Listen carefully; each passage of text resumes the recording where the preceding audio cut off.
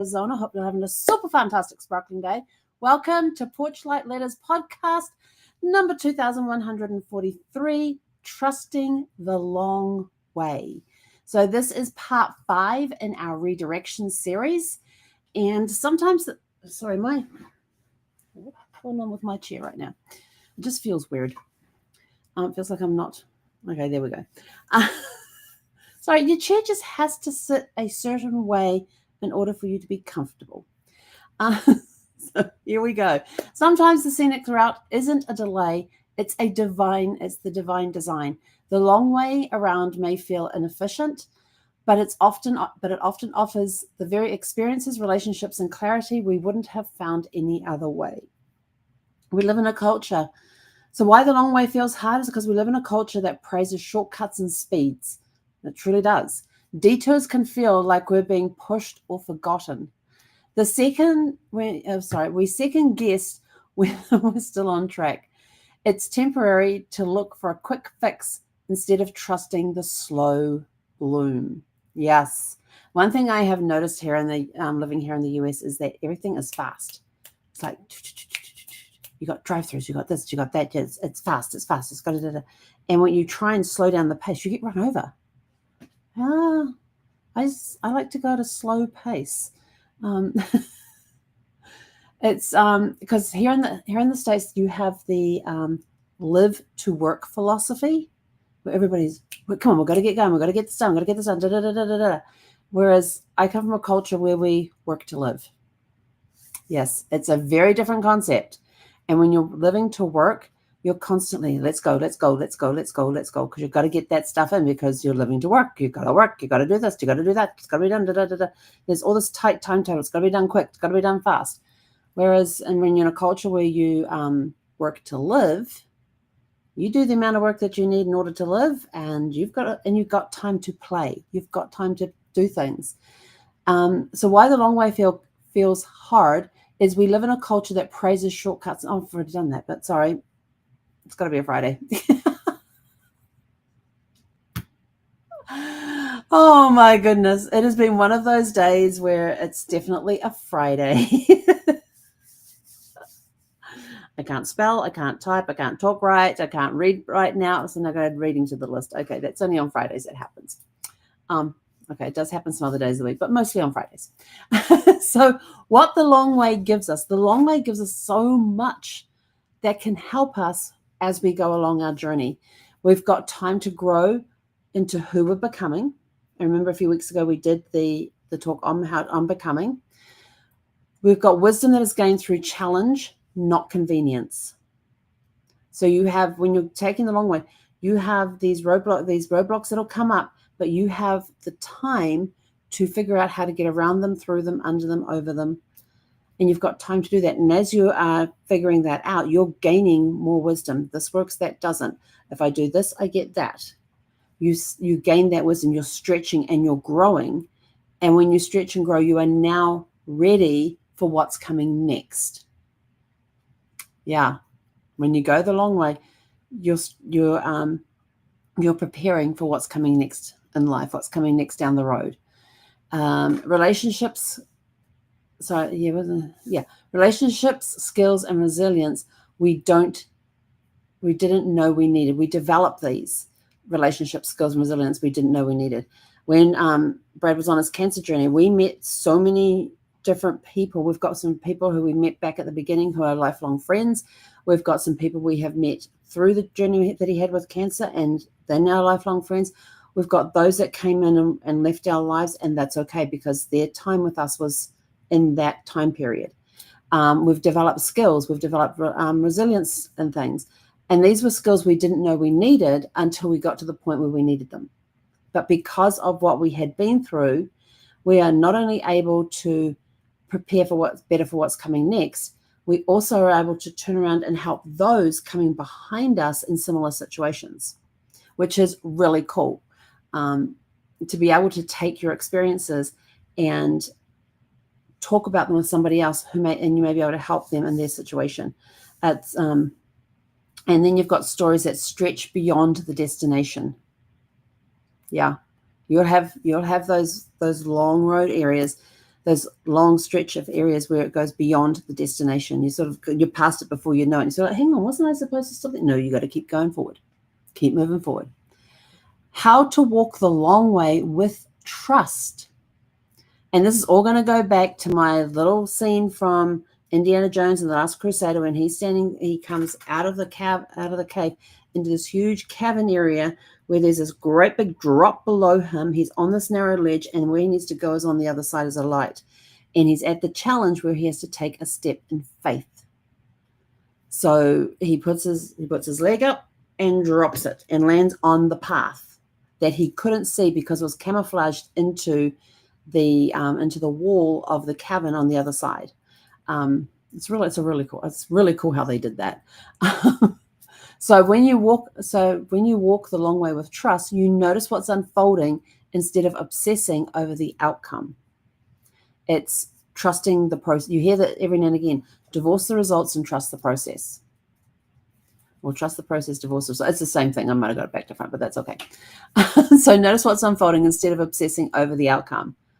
So when you're noticing what's unfolding, you're walking through the journey, you're learning, you're stretching, you're growing, you're noticing the scenery along the way that can inspire you to keep moving forward.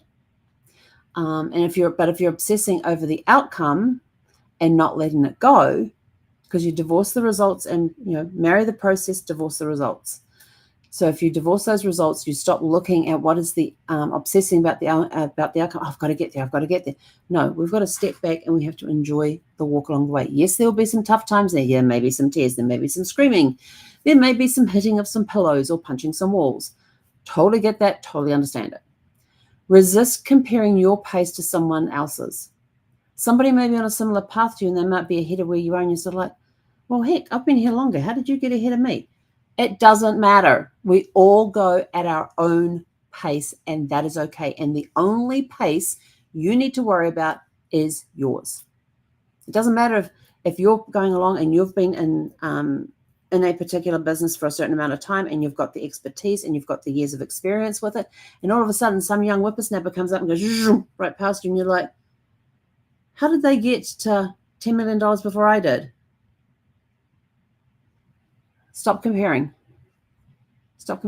Worry about your pace, because you're going to get to that $10 million, and because you're doing it at a slower pace, you might skip the 10 and go to 20 million. It's the tortoise and the hare. So don't compare your pace with someone else's. Let patience become practice, not a punishment. And I know that there are times that it is really hard to practice patience. I struggle with patience a lot. And then I remember then this little song pops into my head. And this little song I heard years ago. And it has stuck with me all these years. I heard it back when I was a teenager. I'm now 58. So I heard this song like 40 plus years ago. And it's part of there's a really cool, it's a musical thing. It's called The Music Machine. And it talks about the fruits of the Spirit. So if you're a Christian, you'll know about the fruits of the Spirit with love and kindness and so forth. And one of them is patience. And there's a song about Herbert.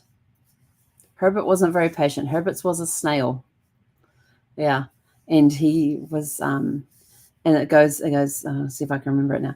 Have patience, don't be in such a hurry. When you get impatient, you only start to worry. Remember that God is patient too, and think of all the times when others have to wait for you. Yeah, that was it. It was Herbert the Snail. That was what his father used to sing to him. Have patience.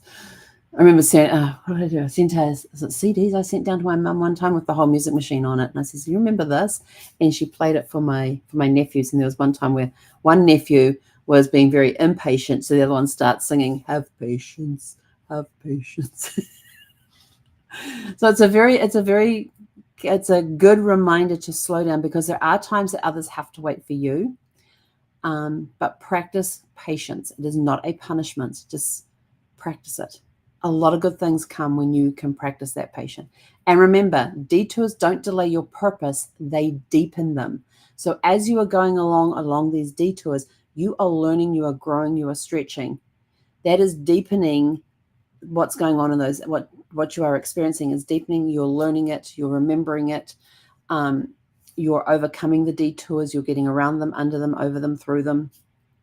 And your lessons that you are learning along the way, even though you may not realize it, are deepening and becoming part of your core. So remember, detours don't delay your purpose, they deepen them. And with our legacy, we've got when you walk the long way with grace, you pass down a legacy of faith, patience, and trust. The people who come after you will know it's okay to take their time.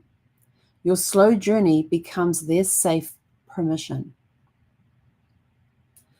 Your reflection questions for today to write in your Porchlight Reflection Journal, which you can purchase by scanning the QR code up here. Your questions for today, which are in the description below as well. What parts of my journey feel like they've taken longer than expected? Yeah, that was a sobering question for me. When I looked at that question, I was sort of like, Yes, I can think of a few times. What has the long way taught me that I wouldn't have learned otherwise? I've learned about stepping out in faith. I have learned patience. I'm still learning patience. It's one of those things that I'm still learning. I have learned to be in the moment and be present. That's another thing that I have learned along the way. I have learned the importance of relationships and developing those relationships. If I just sped through life, it would have been, hi, how are you? Bye. Yep, no, now I'm being more present. I'm being more in the moment and taking notice of things around me more as well. And being able, but the long way has also taught me to at times to pause, but not stop, just pause to help somebody along their journey. And then the last question we've got for you today is, where do I need to stop rushing and start trusting? Yes, I know exactly where I need to stop rushing and start trusting. And our closing thought for today is, the long way isn't wasted time, it's layered time. Trust it. And with that, we are out of here. Go out, have a super fantastic sparkling evening, and we'll catch you guys back here tomorrow evening at 6 p.m. Pacific. Hei konera.